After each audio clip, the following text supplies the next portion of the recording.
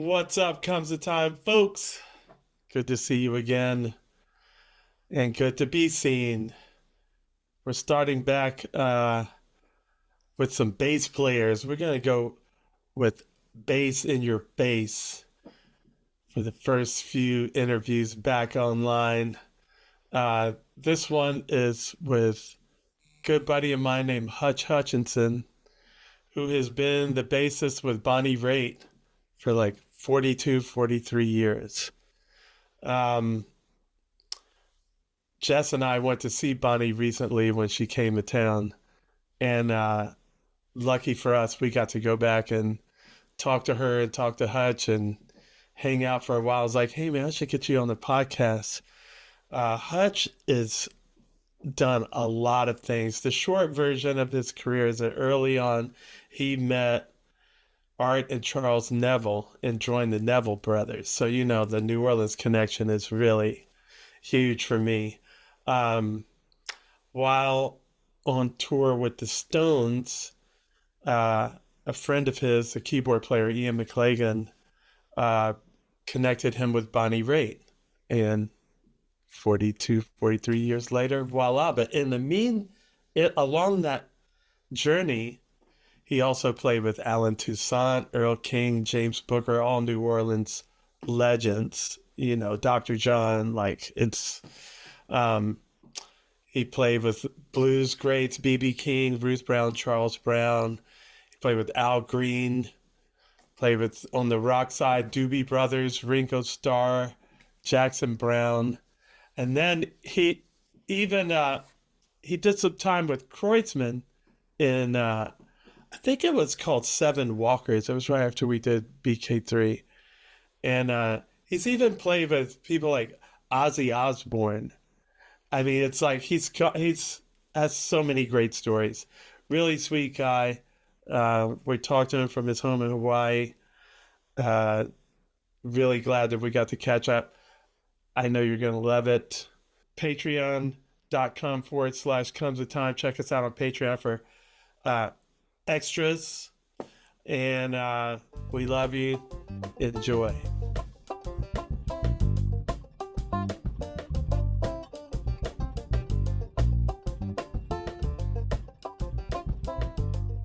Where are you? Are you home? I'm Oh, home. We're 2 weeks on, 2 weeks off with the oh, Eagles. I see. Okay, so So it's not right a now the marathon. Eagles are there. Oh, Yeah. that's right. I knew they were there. Yeah, yeah. I heard Yeah. they were from someone else. So, Man, so good to see you. what are we talking about? The Menahune? We're definitely gonna get to the Menahune. Those those in comes a time world that don't know about the Menahune. You know about the elves, and the elves Yes. are the Yeah. Hawaiian elves are the Menahune. Of But course. Yeah. Although is some physical evidence that there was a race or culture of smaller people living here before the Hawaiians came from the Marquesas and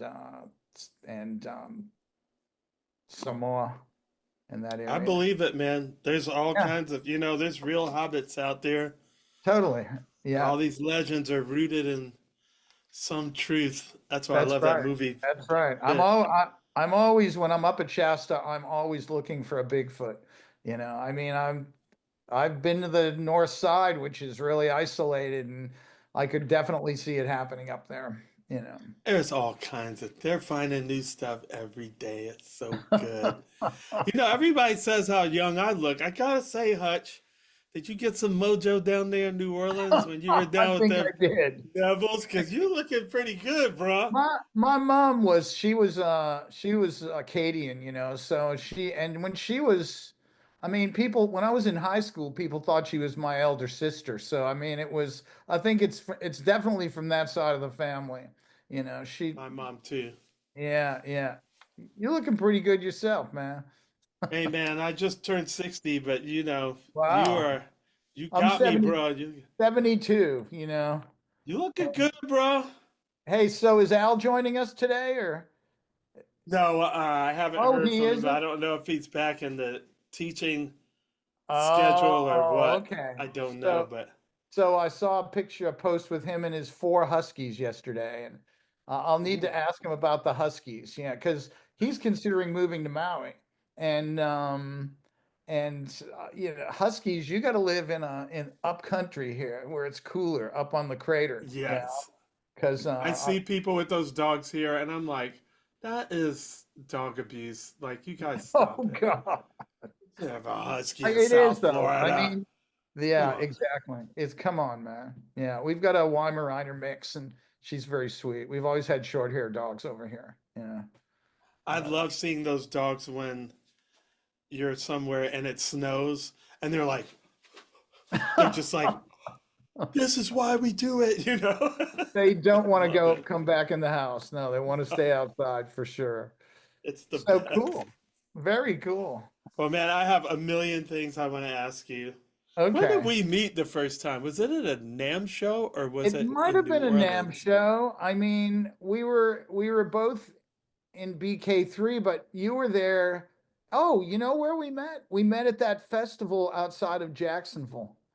And I was playing with Billy in Ah, BK3. And I think it was me and Scott and Billy and Tara Nevins, or either that or I was there with him and Papa Molly and yeah.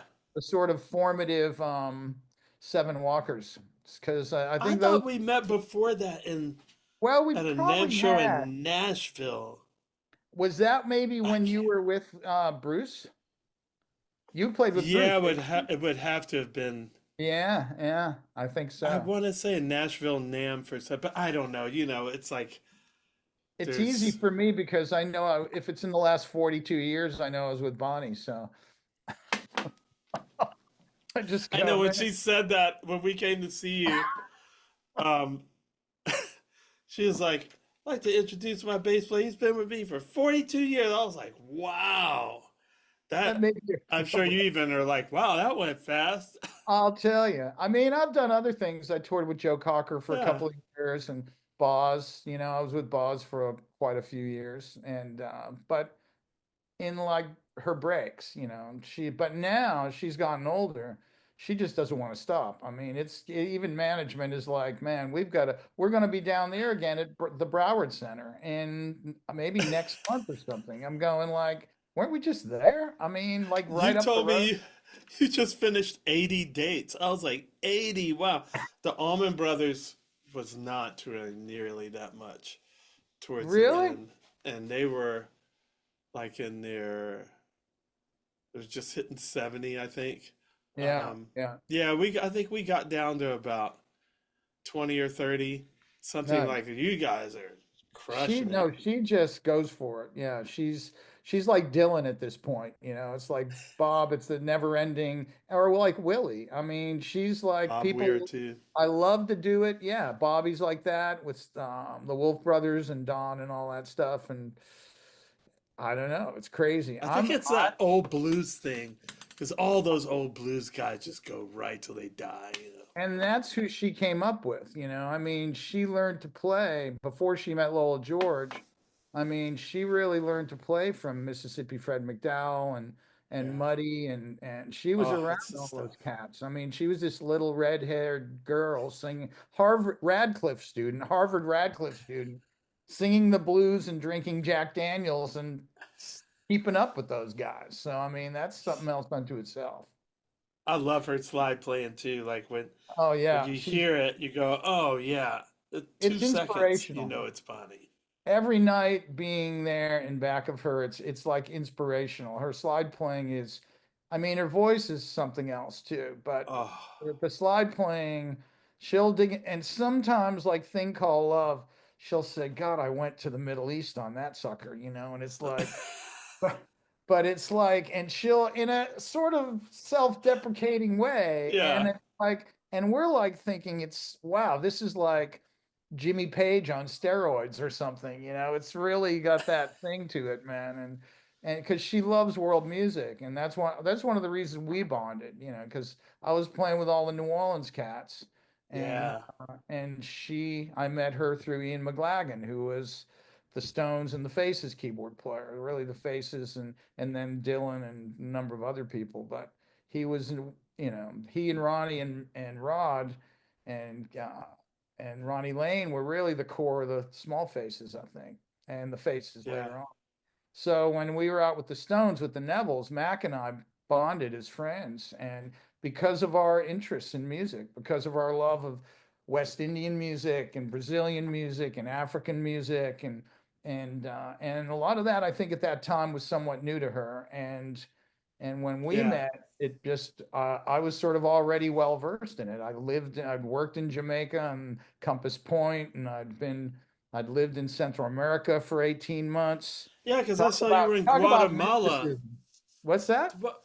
I saw you were in Guatemala. What? How did that come about? I was in the Bay Area. Actually, I was at Mickey's Ranch and Mm, 1974.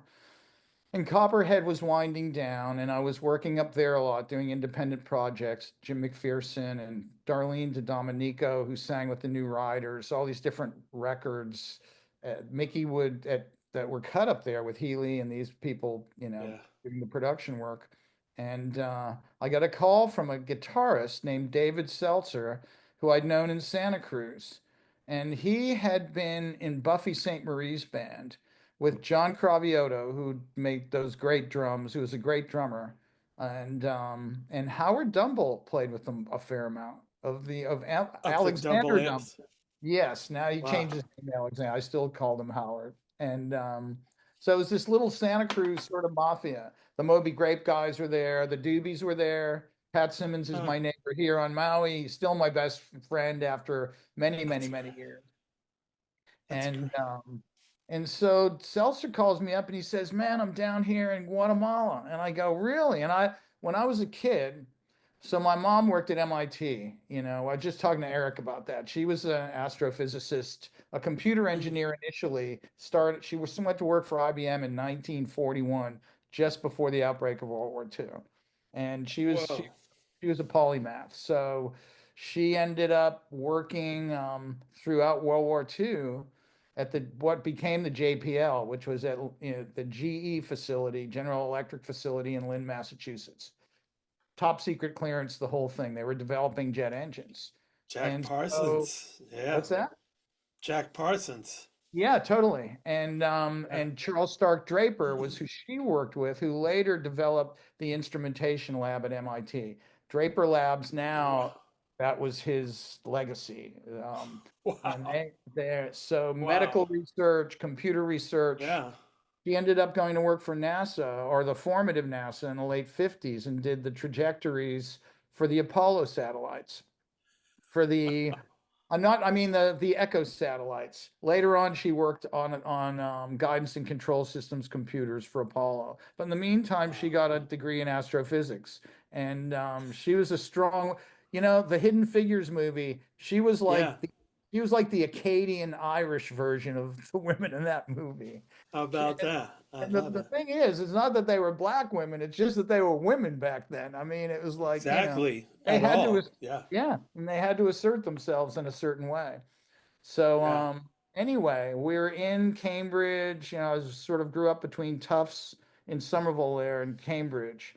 And I would walk to the Harvard Museum all the time when I was a preteen. I actually, my mom a few years ago before she passed, I said, when I was like 8 or 9 years old, did you allow me to walk over there by myself and go to the museum? And she said, "I'd never let you do that now." And I went Yeah. like, Yeah. oh wow, Yeah. that's a memory. And she goes, "Yeah." And I Yeah. would sit there and look at these scale model at the Peabody Museum of Archaeology. They had these scale models of all of the Mayan temples in Mexico, Uh, Aztec temples, and a lot like Tikal and Uxmal and all of these Mayan sites. And I was fascinated by the culture. So David Seltzer calls me up, I'm in Mill Valley, and goes, "Man, I want you to come down here to Guatemala and work on a record." This band, Conjunto Santa Fe, is they're signed with Polydor, and there's a budget, and we'll send you a ticket. And I was thinking, oh, cool, I'm going to go down for a few weeks and hang out. And I ended up taken the flight. Cipollina drove me 6 a.m. to the airport in San Francisco. I got on a plane and flew to Guatemala City. And And it this turned, is Cipollina from Quicksilver Messenger Service. yeah, yeah. It was John, maybe Mickey was in the car. It had been a late night Mm, and we drove to the airport and they said, see ya. So that's I end up going down there and it's like landing in Oz or something. It's a completely yeah, different place. I mean, it's just like yeah. different world. And I ended up rehearsing with the band for a couple of days, and they said, "Well, we're going to El Salvador to do this gig," and it was Central American Independence Day, September 15th. Mm, It was the Independence Day for all of the nation states in Central America. what a So coincidence. and so I know I flew there on September 12th because I rehearsed 13, 14, went to do the gig. On the 15th, they stopped us at the border. It was a little hairy. We got there and they were like pulling all the gear out of the equipment truck. Oh God. They were like looking for anything they could. I Yeah. later found out that this band, this singer, Luis Galich, was sort of like the Bono of Central America, long before Bono it was even a commodity. I mean, he was Whoa. political in his Yeah. stance. They were super left wing. So That you had heat just because of him. I didn't know this. I thought I'm going down to work with some Latin American pop band. All of a sudden, I'm in like their version of U2 or something. And we're like crossing the border, and these guards are checking out everything. They let us go. I'm thinking it's going to be a little gig, like a club or something like that. We were late because we got stuck at the border. We get to Sonsonate in El Salvador, which is quite a large city, maybe the second, third largest city in the country, and there's 5,000 people in the streets waiting for us. And I'm like, whoa, this is amazing. And we drive through this crowd and we pull up into this old railway terminal, and the stage maybe 2 or 3 feet off the floor of the terminal, big stage, real PA. I'm going, wow, this is the real deal, man. I could hang here for a minute, you know, and everybody was partying. I remember they had beer bottles and they're banging them in time to the music on the stage. And the bottles are shattering as they're breaking them. And I'm like going, and I was a bit enhanced at the time, and I'm going like, man, this is, shrooms were big, and there's Yeah. everything else. So I mean, I'm going, I can do this, and so I found this new little world, and I ended up staying down there for about at that time for about 18 months, That's great. I and love I it. call and I Like called. sweet. So my friend Sid Page is a renowned violinist who was in Dan Hicks and the Hot Licks. Three Oh records with yeah. Sly and the Family Stone. He was on the Family Wow. Affair, all those records in that early '70s period. Van Morrison later Yeah. became a renowned string arranger, and that's him on Raspberry Beret playing the fiddle part. I mean, Mm, he's on so many uh, disparate types of records, and yeah. later became one of the top LA cats. But then he and I were in a band called Terry and the Pirates in the Bay Area, which Cipollina was in, Nicky Hopkins was in for a minute, Pete Nicky Sears. Hopkins. I Yeah. mean, it was sort of like a Phil and Friends type of band The long crew. before that. Yeah. You know, and I call Sid up because we wanted to form like a Latin jazz fusion band. And sort Mm, of Spectrum had just come out, Billy Cobham's yeah. Mysterious Release Traveler, Glory. and Oh yeah. Alfonso played on Mysterious Mm, Traveler. Those records were huge in yeah. my life. And Me Sid, too, man. and Sid and I just related about, and we wanted to put a band together somewhat like that. So I called him up and I said, man, I've got the best percussion section. We had a Costa Rican conga drummer. We had a Mexican bongo player. We had a Brazilian drummer. The best drummer in Central America, Luis Estrada, who just passed away recently. Oh, sorry. And we ended up putting this band together. I got work.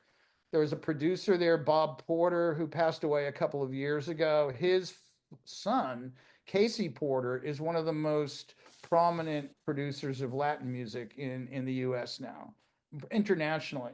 But he produced Santana's big comeback record. He produces Fabulosos Cadillacs. He produces a lot of stuff. And Yeah. anyway, I fell into this session scene down there, and I could read their charts. So all of a sudden, I start getting all these sessions. I've got a house That's great. right behind the presidential palace in Guatemala City. I'm going, man, this is amazing. And so That's this awesome. guy came to see us at this gig, and he was from Texas, and he had his from a very wealthy family who had holdings down there, lumber, jade mining, I mean, all of these different things. And he said, man, I love your band, man. I want to put some money in your all band, man. And so we ended up working with this guy, Tom Whitcomb. I think his father had been like Secretary of State under Truman, or one Wow. of the presidents in that era. And he ended up backing us and bringing us to Austin, Texas, where we sort of became the de facto house band at the Armadillo World headquarters. And because we had a violin in the band, we had three percussionists, a great trap drummer.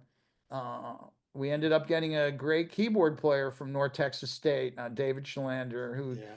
played with a lot of other cat, Gate Mouth Brown, a lot of other people. Amazing. We had a woodwind flautist player, David Perkoff, who's from a renowned Bay Area musical family. Um, Nice. and we ended up winning the Jazz Group of the Year at the first Texas Music Awards in 1977 in Austin. And we could open for anybody. We opened for Weather Report. We opened for Jeff Beck. We opened Nice. for all of I mean, I'm all of a sudden on a prominent stage. I think Armadillo was about 2,200 seats, maybe. And so we became a Wow. mainstay in the Austin scene from about 1976. I was in Guatemala from September of 74 till probably the beginning of 76. And we ended up playing at Willie Nelson's picnic that year, That's the right. bicentennial picnic, and backing up a number of artists on Yes. his label. And because we had a fiddle player, we could also open for Charlie Daniels or, any number of country acts, because So we, great. we closed the show with a sort of a Latin version of Orange Blossom Special with full on percussion and a huge fiddle break. So it was like, it was truly fusion at that time, man. And it was a I special love it. time. Yeah. And then while I was in Austin, through a friend, I was introduced to the Meters. And this Yeah. friend of mine, actually a brother of a friend I knew from Mill Valley, and Tom Snell was his name, and he introduced me to Art and Charles Neville and Cyril and Leo and George Porter and Yeah, everybody dude. at Soap Creek, a small club in Austin, and we developed a friendship. And when Art and Cyril left the Meters, I was one of the first cats they asked. And I remember Art coming to the house. They came over to the house, and we went through all these like Alan Toussaint Yeah. songs, other stuff. And Art looked at me and says, man, you know more Mita songs than I do. Because I went to high school in New Orleans. It was a big part of my life. I Ah, loved that's the what music. I wanted to get, Yeah. I wanted to unpack that because New Yeah, Orleans, that's my spot, dude. My yeah, me too. spiritual. Yeah. And so I could, I was wondering, you went to high school there. Now it makes Well, sense. I went to actually I got busted for weed in Boston, and my parents sent me to uncles in New Orleans, and I ended up going to Out of Brother. the frying pan into the fire. And my dad was ironically enough, was a firefighter, and he, But this is great because the way you got to New Orleans is just yeah, classic New Orleans. yeah, totally, Sweet. it is, it's perfect. And then I ended up playing music with a lot of cats, and it's funny. I keep running in. Mark Broussard opened for us Oh, I love over Mark. a decade and a half ago. Two of the guys in the band come up to me and go, "You used to play with my father," and I go, "Really?" and they're going because we were in like cover bands or whatever, or Cajun bands, and when I I wasn't could tell by the way you said father too. That's like exactly how they talk. It's like Canadians when they say about or out. It's a, that's the it's, about, it's yeah. yeah, it came out. That's great. And yeah, so anyway, so that I love became that. So you played with Ivan too, right? oh, I was in the Neville Brothers before Ivan. Yeah. Ivan's mom did not want him to become like his dad or any of the rest of us. So the first time Ivan went on the road, and I'm So going to much send for you that. this video. We went to I think it was 1979. Joelle, Wow. Ivan's mom, we had to dress him up as one of the wild Chapatulas to basically get him out of town. Sneak him out.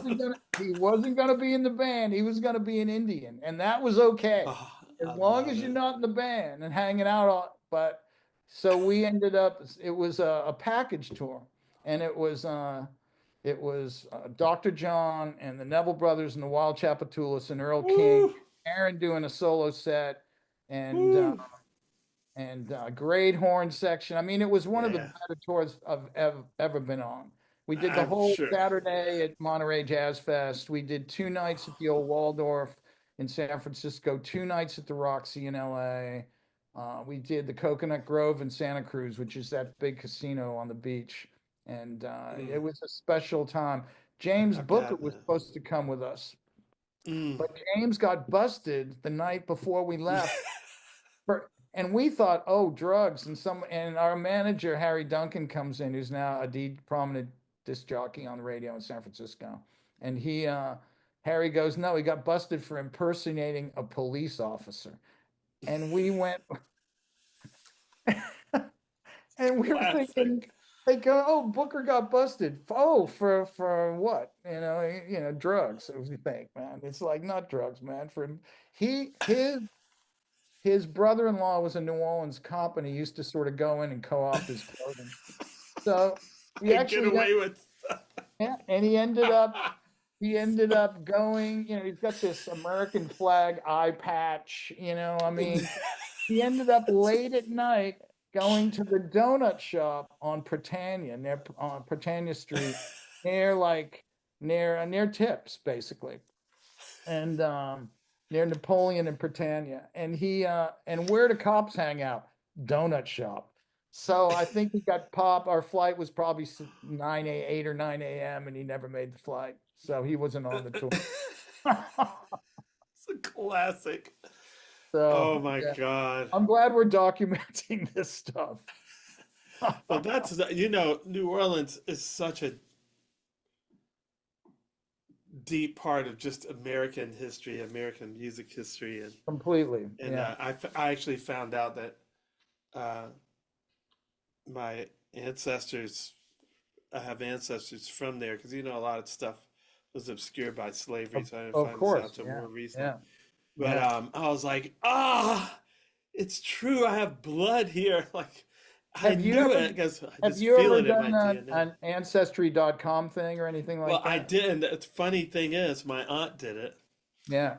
and so she did this huge genealogy thing, and she said, she contacted my mom and said, "Hey, Oteil's related to this guy down there that's a musician. I wonder if he knows him." So I Oh. called her, and she said, "Do you know this guy named Chris Royal?" I was like, "Yeah, I've done about a bazillion gigs with him." Oh, wow. She goes, "Well, you guys are cousins." And I was Wow. like, all right. So me and him and Kofi, before he passed away, we'd Yeah. see each other. Hey, cuz, what's up? So I never got to see the original lineup of the Meters, Well, oh, okay. and I thought it was never going to happen because Right. Art was getting old and it already Right. had Right. health issues. And Right. well, one year they played at the Orpheum and at the fairgrounds, and I was there. Right. I remember that. I was at Chris one of those shows. Royal Yeah. was Yeah. playing horn with them, Yeah. Yeah. and Nice. he put me on the list. Well, George really put me on the Yeah. list, and they're all cool. But Chris said, "Hey, man, I want you to meet my mom. She's Oh, going to nice. be at the tent, Yeah. on the side of the stage at the fairgrounds." I Yeah. was like, "Cool."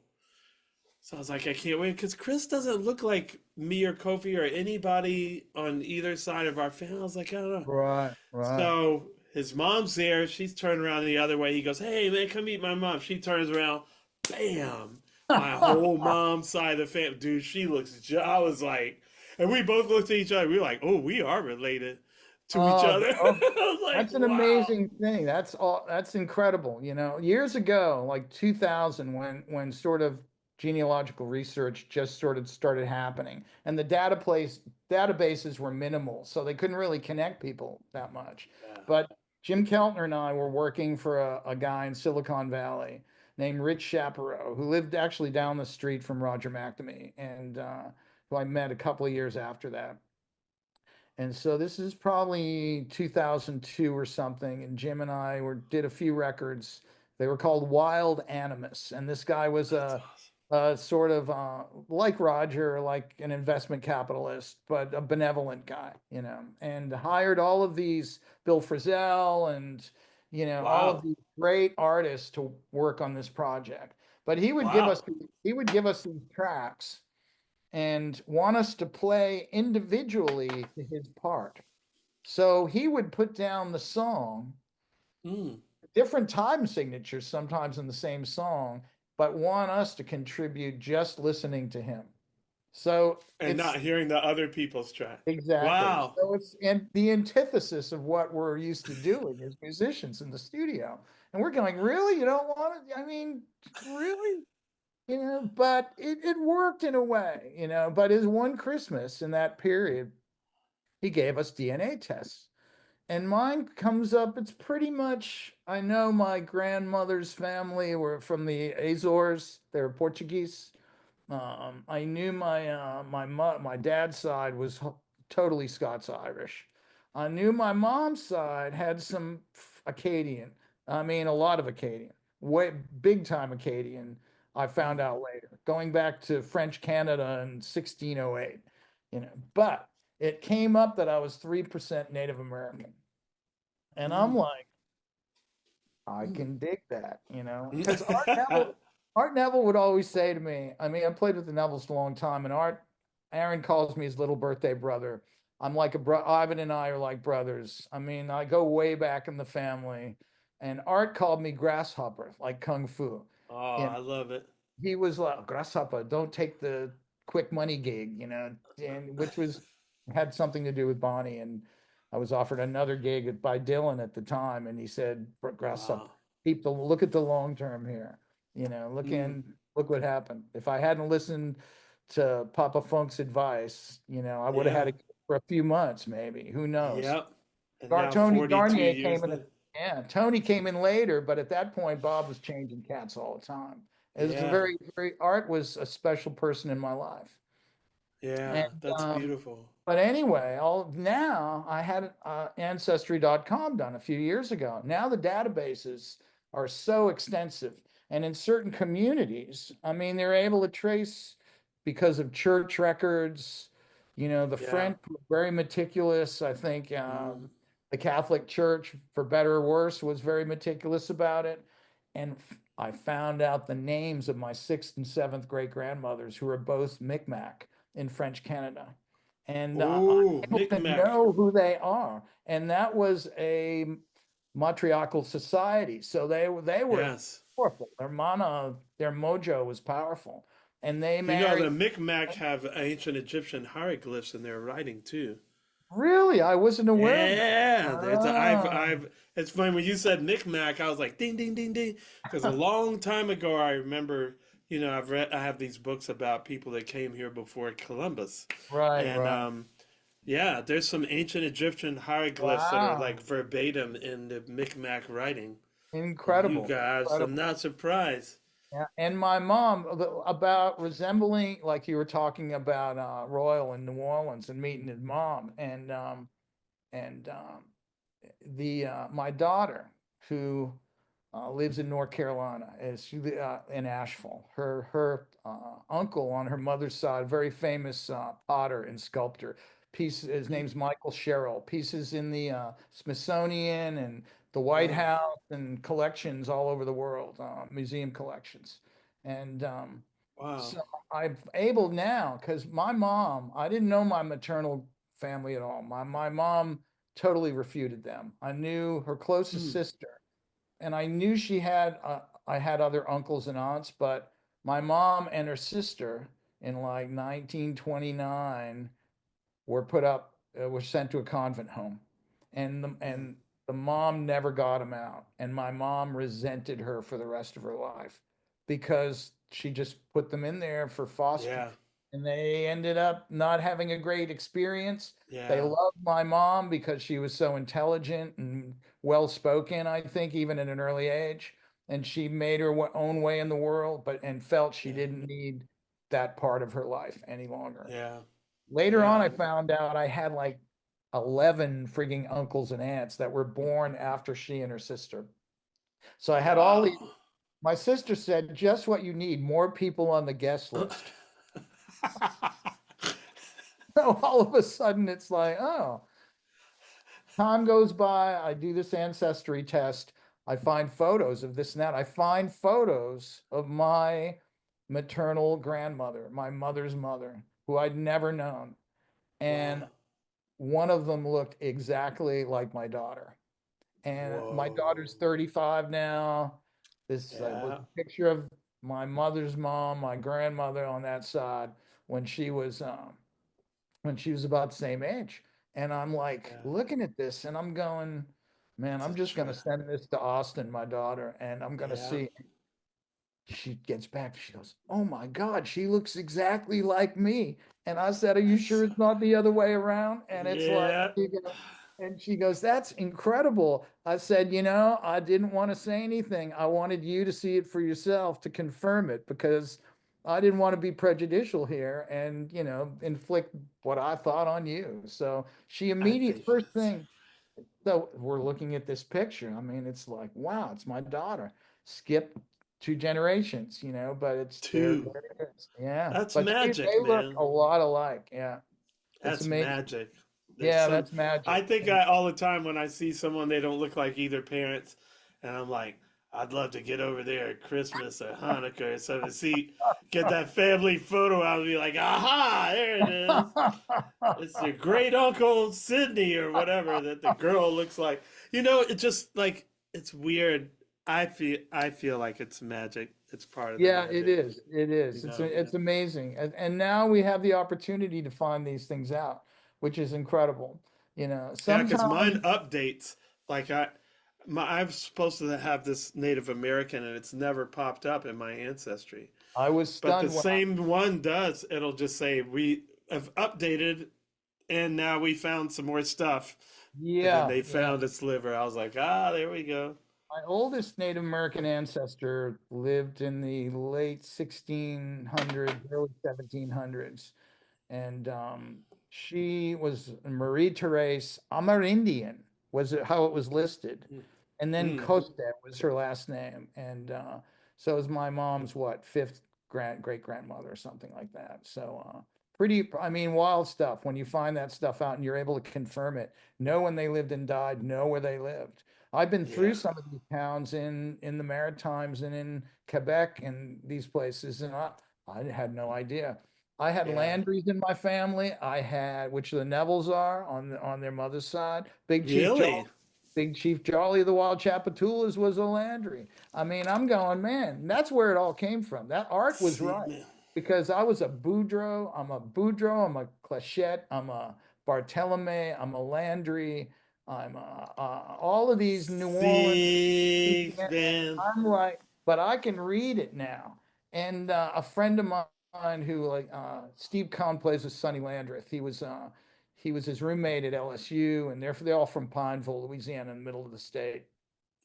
And Steve, I sent it to Steve, and he goes, "Oh my God, man!"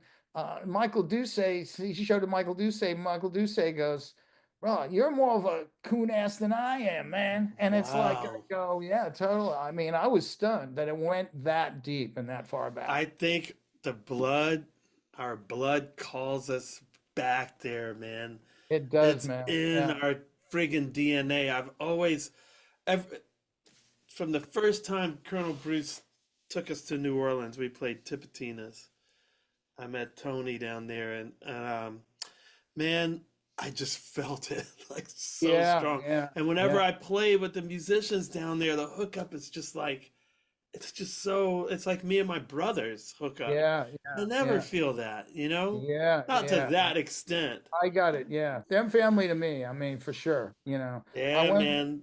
last That's night at Jazz amazing. Fest. The Nevilles used to do tips. Just close out Jazz Fest and then do tips. And now Dumpster Funk does it. So I've been Yeah. going sitting in, which I'm going to do this year on the last night of Jazz Fest, the tips. And we Awesome. have so many songs. And Tony Hall, and Ivan, Yeah. and Nick, of course, was in the band when I was in the band. Tony came Oh, in God after me, rest his soul. but they're like my brothers, and we've all known each other Yeah. since we were teenagers. It was Bonnie's That's so birthday last year, May 2 years ago, maybe last year, and we were at John Cleary's house. They threw a little party, and John was in our band a long time and just toured with us, great. Yeah. opened solo and played with the band. And but anyway, Ivan's there, and we just started talking, and Glenn Pacha, our keyboard player, is from Canada. He studied at UNO with Harold Batiste and some of the and Ellis Marsalis, and who I Yeah. played with in James Black's trio. And Whew. it's funny Man. because Ivan and I are telling stories, and Glenn goes, "How long have you guys known each other?" And I said, 50 years at least, probably. I mean, Wow. we were like, when New Orleans Wow. was a different place. I mean, uh, So it when was a you were playing different. with Ellis and them, you were playing upright? I was playing upright and electric. I was playing in James Black's band. So Yeah. James Black was one of the lesser known drummers in New Orleans. Yes. Although he But it, played with Yusef Lateef and Lionel Hampton and tons of yeah. New Orleans records, and worked for Alan Toussaint a lot.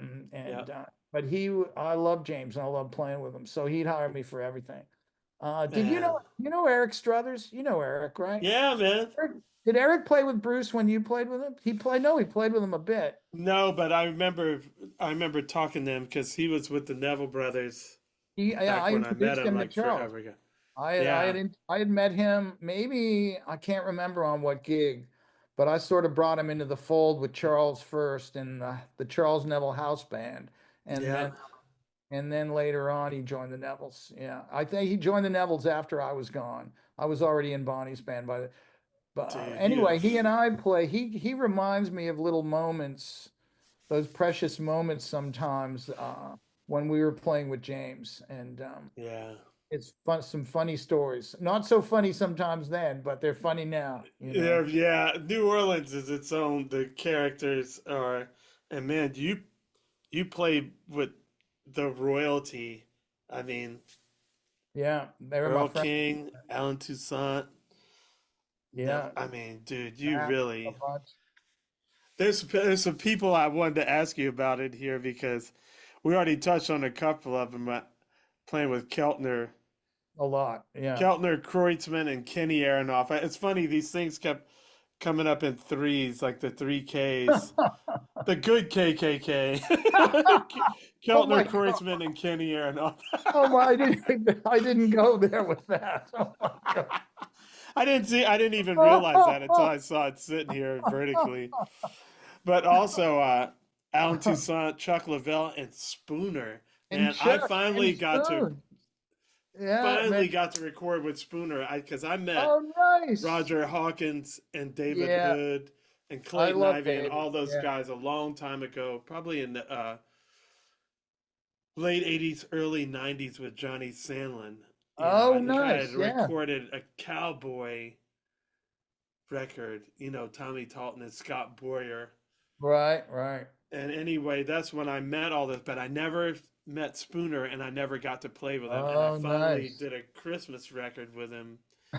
And he's just the sweetest. And he was like, well, Oteil, if you ever coming through town, which is a super small town in Alabama, he's like, Right, just totally. come on by.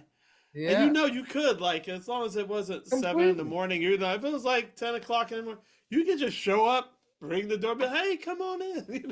It's like So so. do you know Kelvin Holly? Do you Oh know? yes, dude. Man, So me and so Kelvin Kelvin. and I and Spooner were in Peggy Young's band. Oh And yes. and and we had the best, and with Phil Jones, who was played You were on, on the road with Kelvin? Oh my God. yeah, and Spooner Oh on the same bus, and had some memorable meals and some memorable gigs, and the bridge schools and all of that stuff. We had a good old time. Yeah, I I did. bet Kelvin's got the funniest, absolute funniest alias. Because I'm probably going to change it again so we can put Yeah, it out yeah. there. But well, I've already changed it, but my alias used to be just in case, Oh, that's you know. yeah. So he goes, Kelvin's got that thick All right, southern Jimmy. Yeah. accent. Yeah. He Oh, said, you "Oh mean man, I got oh the best Spooner? You alias." mean? No, no, it's Kelvin. Oh, Jimmy. Oh, okay. I said Kelvin Holly. I said, "Hey," Oh, Kelvin. Oh, okay. so Kelvin said, "I got the funniest alias for you. You're gonna change it once you hear this one." I said, "What is it?" He goes, "Emerson." I was like, Emerson. He goes, Emerson Biggins. Oh God. Emerson Biggins. Dude, I texted three friends that I knew would get. I was like, that's some funny shit, dude. I Kelvin would uh love it. I Spooners. actually for a long time I was Mr. Vale. I was Mr. Noah Vale because if you're looking for me, it's to no avail, To know baby. Okay. There's some good ones out there. I love you're the Rhodesia. master of the Irish goodbye. Chuck has a good one, but anyway, we'll let that go. We We can't won't. tell. I'm gonna see Chuck Lavelle Oh, in you a are? couple Give of him my days. best. Where I I love will, Chuck. man. We're playing Madison Square Garden with the Oh, brothers oh, you are? next week. Oh, nice. So Hey, I'm I've gonna got a see good Chuck. when I was probably 15, the Allman Brothers were in Boston when they'd first basically come up, and they stayed there for a while. I've talked to a few people about it. I talked to Don Law a few years ago about it, and they kept them working, at the Boston Tea Party and opening for other bands, and they hadn't quite hit yet. It's long before Yeah, Fillmore East. I think it's 1968, maybe. 68, 69, yeah, and I had fallen in love with Guild Starfire basses, mainly yeah. because Jack Cassidy started using one. And I That love Jack, and I still love Jack as a friend and somewhat of a that's great. mentor. And and then Phil started using one, and then I go to the Cambridge Common, a free concert with it was the Nas, Todd Rundgren's band, and the Allman Brothers. And Allman Brother, man, I'd hear about these cats, man. It was like mind blowing. But back then there was no concert security, so Barry had this beautiful maple faced frigging Guild Starfire. And I walk up and I started talking to him, man, and he was so nice. And we talked Oh, for, that's I'm good. this precocious little kid, although they weren't that much older than me. They were, the difference between 15 and 22 or 23 is a Yeah, big deal. So, but he was so nice. And I was like, man, these are the bait, man, I got to get one of these. And I bought one shortly thereafter, and but it was really on sort of his recommendation that day. And then he made the tractor bass, which I think you yeah. got to play once, right? You got to I play have got to play it a number of times. Yeah, yeah, it's yeah. I super read cool. something about you like too many knobs or something. There's always whenever you have these, like Phil's uh, mission control and all I these, saw you with that recently too. Big Yeah, yeah. Brown and just Big like Brown was the one, I think. dude, Yeah, Big Brown is like insane. And I was like, dude, I don't know what to do. And it's the same with the tractor. Like I was yeah. turning, the switches, and I Right. was like, this sounds terrible. Like, how did he get? And they would always say, man, Barry's the only know. And there was this one click and it went, whoa. And I was like, oh, well, there it is. Just leave it there. That's We what you found need to it. do in those Yeah. situations. Dude, I just was like randomly, and all of a sudden it just was like, It's wow. funny. Did you know Rick Turner at all? Did you know Uh-uh. Rick? So Rick started Alembic basically as far as, he built those guitars for Jerry, those early Yes. guitars, and he built the basses for Jack and for Phil, and Yeah. and he passed away a couple of years ago, but and later he started getting into a more for some reason, more minimalist type of Go concept. figure. Yeah, go figure, right? And the bass I was using when I saw you last year, that fretless, the semi-acoustic Yeah, fretless that thing bass, sounded good, boy. that's one of his basses. And Really? yeah, I used to use a Washburn AB40, which my late friend Michael Rhodes had turned me on to. He was opening for Bonnie, and Michael Rhodes died? Michael Rhodes died. Yeah, about 2 years ago, pancreatic cancer. What? Yeah, I What? believe it How was did I miss pancreatic. that? Yeah, How I did I one of miss my that? dearest friends. We had some Oh man, I'm wild so times, whoa. and I miss Michael a lot. He was such a great cat and an He was a amazing good player, guy. and had the touch in the studio. Probably on more Yeah, records man. in Nashville, out of Nashville, than anybody ever. You know, When I moved to Nashville for a very brief period, I was going to say I I didn't know met you lived him. there. It was really a short time. It was probably oh 88, 89. It was only like a year and a half. But I Hmm. remember I got a gig doing a video with Steve Winwood Oh, nice. that he had recommended me for because they Okay. said he didn't have the look or whatever. I was like, who gets. Oh, that Michael didn't? Yeah, I don't know if because he was Wow. bald or whatever. I Like I don't remember when know. he was playing with Steve because who's our sax player friend from Georgia. Oh, he was in Sea Level with Chuck Oh, Randall Bramlett. Randall. So I Yeah, remember that's where I yeah, met Randall when they were playing with yeah, Steve. Yeah, and I yeah. think maybe Kenny Aronoff was playing drums. About that, to go back to because Kenny, I have history with Kenny So, yeah, we also. both have history with Kenny. Yeah, It's I funny, played on but a lot and of it's so records. disparate. It's with Victor Wooten and then on a Greg Allman tribute, Oh, or nice. a Greg Allman. Well, Greg was on it Yeah. actually, Oh, but really? Yeah. we just kind of hit it off. Kenny's He's a great. great Yeah. guy. He He's a is, great man. cat. Yeah. He's one of those people that you realize, like, just if your spirit's right, you can go far in the music business. You know what I Totally. mean? Yeah. He's just got a Yeah. good We attitude. were I remember when he told me we were at Ocean Way and we're in the front lounge, and it's probably late 80s and we were working on a record, and he said, "Well, I'm going to leave Mellencamp," because that was a big gig. Yeah. John Cougar Oh my Mellencamp God. was a big Yeah. deal. He was John Cougar then. And I Yeah. go, "Really? You're leaving that gig?" And he goes, "Man," he said, I'm just done with it, and I'm not enjoying it anymore. And there's all sorts of management issues, and which we all have to deal with now and then, I Yeah. think. The politics of this business is something else. And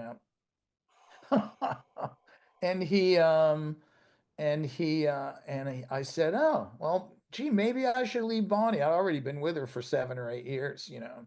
Now it's 47 years or whatever, no, almost. But she goes, I want to hit the half century mark. But anyway, he he says, "Oh, you shouldn't leave Bonnie, man. She's a gas. She's great to play with, and she's great to work with." And I was okay, so I decided to give it a day. But and there I am, decades later. But Decades and decades I later. have a funny Kenny Aronoff, Jim Keltner story. Oh, perfect, because I wanted to do the 3Ks. Okay, Excellent. so exactly. So we're doing this record called a Joe Cocker record called Organic.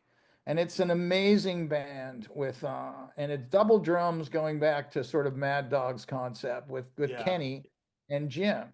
And Jim, Wow. Jim's a painter. I Jim wouldn't have like put them together. Yeah, that's great Well, though. because Kenny's so solid, and Yeah, he's like It's like Mickey and Billy, sort of. I mean, in a way, you know what I mean? Billy's like one of these guys, and Mickey's like all over.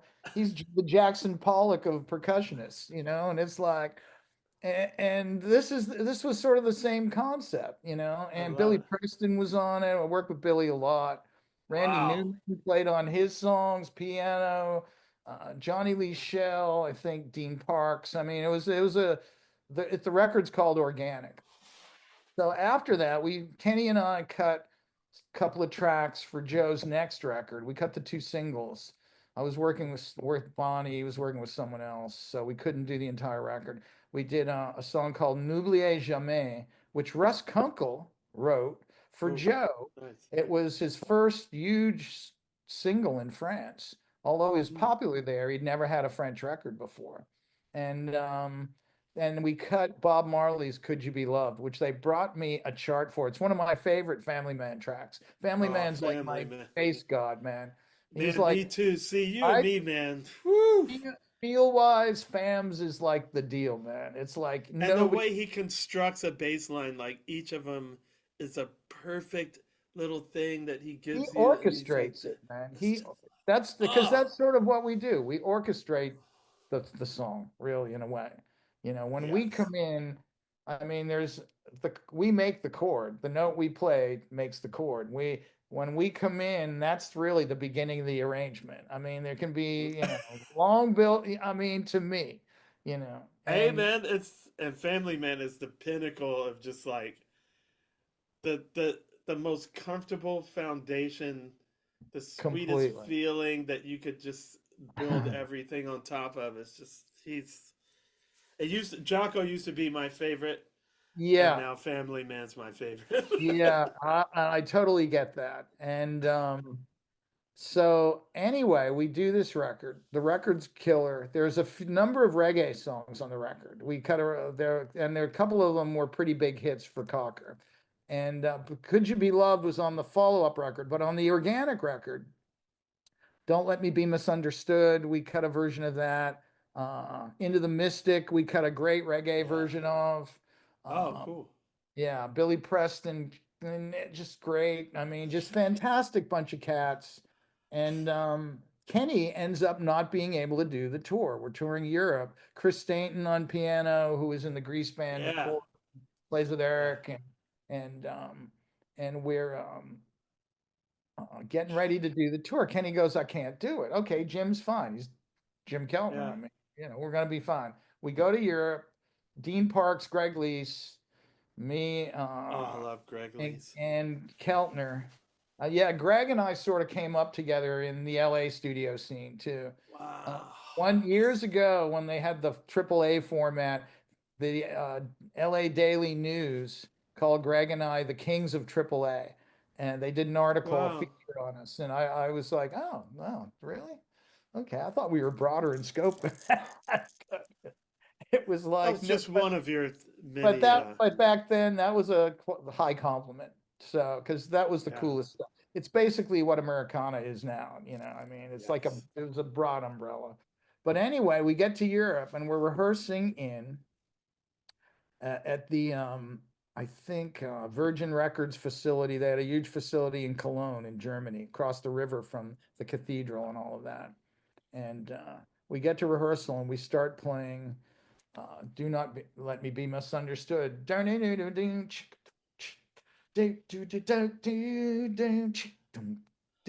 So we start playing it, and I realized Kenny played the backbeat on the record. Uh-oh.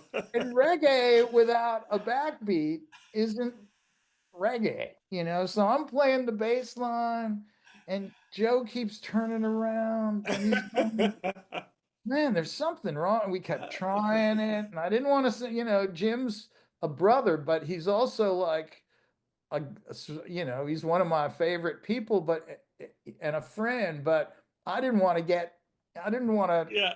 aspersions his way, So I'm like trying to be as cool as I can. And finally, Joe goes, "Man, I don't know about this. It's not locking." And I looked at Jim and I said, "Hey, man," and he goes, "Yeah." And I said, there's, there's no backbeat. Kenny's not here. And he's like, "Oh shit, oh He was shit." just in And his then own of course groove he place. started playing it. But it was like the meat and potatoes of the groove were missing. And understandably, Jim wasn't listening to that because he didn't plan No, on he was doing his thing. He's like, doing his thing, man. Yeah. There's that show Filter, that German show. I think there are a couple of videos of that tour out there from I think it was 96 or something, 95, 96, 96, 97 in there. but it was really a fun tour. It's always fun playing with Jim, and playing with Yeah, Jim. playing with Jim Keltner and Billy Preston, that had to really suck, man. Jesus. You There's played with so many amazing cats. that was sort of the and we haven't even touched on Linktree. Oh, well, believe me, I would love to get to your experiences with Willie Nelson, B.B. King, Ruth Brown. The Browns, you know how they have the three kings? We Yeah, got the three Browns, Ruth Brown, Jackson Brown, and Charles Brown. there might be This a is- couple, and Al Green. So I mean, no, we I gotta got Al Green, Doobie Brothers, Ringo Starr, Ozzy Osbourne. Like right there, that is such a crazy Al Green, Doobie Brothers, Ringo Starr, Ozzy Osbourne. What? Who needs acid? I mean, geez, dude, that's bananas. Oh, thank you, bro. Thanks so much. So cool. I mean, Okay, let me. all Go special. ahead. No, go ahead. No, I want to. There's a couple things because I know we're getting. I want to be aware of your time. I'm enjoying this so much. This is just great for me, and thank you so much, man. Um, there's a couple of questions that I like to ask people nowadays, um, because I believe in magic. We've talked about the elves and the Menahune Right, and right, stuff, and right. so I always ask people, can you tell me a really weird, really paranormal, or a serendipitous, or a synchronistic, or anything? Any What oddball, weird experience sticks out in your mind? I'm a big believer in synchronicity. I mean, I think that's a big factor in even our success as musicians because the Yeah, right place at the right time with the right people in the right moment has a lot to do with us, you and I being here today. And just for instance, even the way I got into Bonnie's band. I mean, I happened to meet Mac through the Nevilles with the Stones. I mean, I remember the day we met. It was at Freedom Hall in Louisville, Kentucky. It was October of '81. It was on the Tattoo You tour.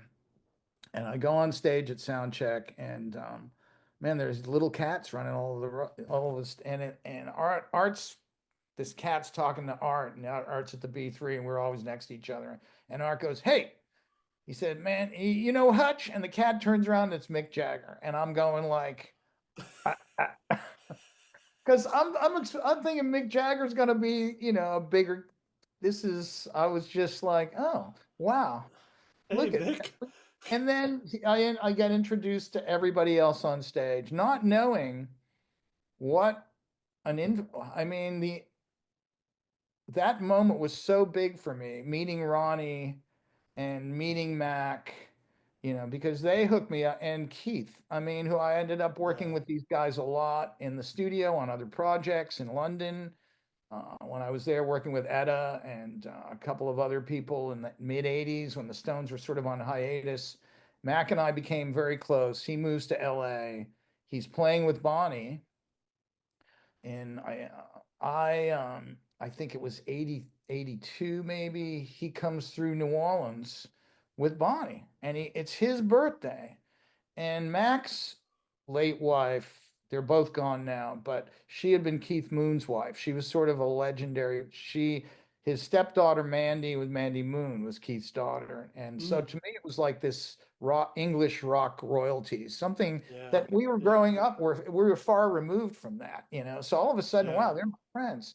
And Matt calls me up in New Orleans and goes, "Man, you got to meet Bonnie and Leo and Richie Hayward and Billy Payne and all the Lafitte yeah, Cats." Everybody who knew yeah, Bonnie for years had been saying, "Oh, you got to meet Bonnie Raitt." And she started, I left, I had no real, I pretty much was gone from my Boston existence when I was like yeah. 15, 16, when I went to New Orleans. Mm, And so she started out there right around the time I left. So, mm, and I'd never had a Bonnie Raitt record. No, through the '70s, it was sort of too pop for me then. She yeah, wasn't really pop then. She was roots, but I was in yeah. the She was. Toussaint and Mac Rebenack and and You were real roots. deep in it. Yeah. She was another generation of the stuff Yes. cats I like to play with. And I was had the opportunity and pleasure of playing with. But anyway, so I didn't really know her music. And Mac calls up and he says, "Oh, she's flying in Kim for my birthday. We're playing in New Orleans for a couple of nights, and you got to come hang out." So I had a gig with the Nevilles when their gig was happening, and I came to the hotel later. And that night I met Bonnie and Johnny Lee Shell, who was our guitar player for years, who's in the Phantom Blues band now with Taj and Tony Bronigal and those guys. And I that night had such an influence on my life. But it was Mac, just like Art Yeah. Neville was there for me, just like Yeah. I got to introduce John Cipollina to Linktree in 74, 73, 73, and we started playing together a lot. Those little moments in life are really what makes our life come together, you know? So Yeah. John's mom telling me in 70 73 that, "Oh, I hear you doing a record with Link Ray." Now, I wasn't, Link was sort of before my time. His time was in the 50s and early 60s when I was, more concerned about basketball or something like that when I was a real little kid, Yeah. and or baseball or whatever. And I was playing, but that wasn't my primary focus. And then all of a sudden I end up, you know, getting called to do this record with this guy Link Ray. And John Cipollina's mom goes, "Oh, he was John's hero when John was in his teens. You've got to introduce them." So I called John up and I said, "Oh, I'm bringing this person over tomorrow to meet you. I think it'd be great." And John goes, "Okay, fine, whatever." And I bring Link in unannounced to John's house in Mill Valley in the morning. And he's stumbling into the kitchen. Actually, it was late, early afternoon. And he stumbles in the kitchen and he's like speechless. And, "Hi, I'm John. And I'm Link." And it ended up being this moment in time that really sort of determined a trajectory, Yes. and that's what Mac did for me, and that's what Art Neville did for me. I mean, and all of these people, but Mac in a longer lasting way because he was the one who really made an effort to introduce me to Bonnie in the Yeah. Maison Dupuis Hotel on Royal and not Charters. It's up by Rampart Street. It's like between Bourbon and Rampart there. Yeah. I don't even know if it's still there, but we hung out almost all night and had a great time. And I ended up on the advice of Mac Rebenak and Al Cooper, who was in LA, who was head of Paramount Records, I think, at the time. They encouraged me to move to LA if I wanted to make records. And so Yeah. Ivan Neville and I moved to LA and ended up living in a small apartment on Cahuenga Boulevard. And I'm there for about 6 months. And Mac calls, and Mac and I ended up playing in the bump band, which is Mac's band at the time. Yeah. And he calls me up one morning and he goes, "Hey, you should call Bonnie. Ray is leaving, her bass player, Ray O'Hara, who was in the intervening period between Freebo and myself. Freebo was her bass player in the Yeah. 70s. And he's Yeah. moving back to Japan and she's going to need somebody." So I ended up calling her up, and I asked, I said, "Does she know?" And he goes, "Oh yeah, she knows." So I end up calling her up, and I say, "Well, I hear Ray's leaving the band." She says, "What do you mean?" And Oh I shit. and I said, "Well, I think you're in need of a bassist." uh, And she said, "Oh my God, we're leaving in 2 weeks. We only have 3 days rehearsals. We have 25 songs." I went, "I'm a quick study." I said, "I can do this. I've got this." And I think I knew the looks like you arrangements need a better than bass anybody. player. I so, but Mac was the guy who introduced me to her and later on hooked me up with the gig. Meeting him that day in Louisville changed my life. I didn't know it at the Yeah. time. That was a big deal, and Yeah. it I'm still doing what I do, and I mean, it's we look amazing. when we look back on it.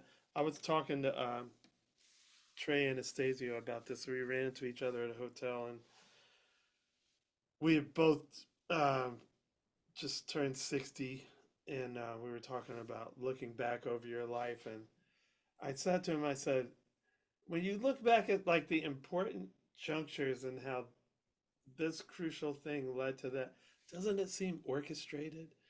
And he Yeah, said, yeah, yeah, it it does. does. Yeah, And I was yeah. like, if one of those things, like, for me, Colonel Bruce was kind of like that person like Mac Yeah, was, where yeah. it's like he was also intentional about it, but he could see clear to right now and predicted everything about Right, right right, now. right, right. So I knew he felt it was orchestrated because he could see it forward into the future. Yeah, But totally. Trey agreed with me, and I was like, we're musicians. We know orchestration when we see it, Right, exactly. Yeah, right? yeah. And that's what's happened in a lot of our lives, I think. Yeah, it's I amazing. think everyone's, but For better or I just worse, like too, to ask. sometimes. Yeah. You know what I always say, for better and worse, because Yeah, that's it's the true. totality of it. It's like that yin yang symbol. And when I Completely. look back at it, if I look forward to look back, like I'm fast forwarding to the end of my life, I'm pretty sure I would say, yeah, all the negatives are worth it, Yeah, yeah. Well, it's because fun. I mean, in my 20s, I didn't think I'd make it till 40. And I've me had the neither, same dude. and I've had the same gig for 42 years. So I mean, are you kidding? Dude. It's I amazing. mean, We're I'm blessed. I'm like almost 10 years older than the Allman Brothers were when I got the gig with them. There you go. And so when Right, I right, like look at right. things like how they felt back then that I couldn't understand, I'm like, Ye- oh, I get Yeah, it now. yeah. Like, um, Hey, yeah, it's find this Neville Brothers Wild Chapatoulas Monterey Jazz Festival. It's Neville Brothers Wild Chapatoulas, the 1979, I think. And our friend Pat Simmons recently saw it, and he said, "What were you, like 12?" And I understand when I look at myself on stage and in that vid, because it's a pretty special thing. But it was also a that's special awesome, day, dude. you know. I'm not easily jealous. Me Just either. naturally, like genetically, I'm just not. I get it. I get it. But you, bro, Oh, come oh on, my man. God, no, man. Yeah, you have been there for and a part of a crucial part of it. The bass part, Oh, totally, the, totally. my favorite part, We haven't and even then gotten drums, into instruments and all that at this point. So dude. And that's what I love. Like, because this doesn't have to be the last time. I do want to I do the know. Well, thing I with want to you do and this again. Alfonso together because I want you two to reminisce and me be on fly on the wall. Bless you, Hutch. Love you, man. Same to you, brother. And say hi to the missus, and I'll talk to you later. Thanks, Oteil. Absolutely. Likewise, man. Bye Okay, bye. bro.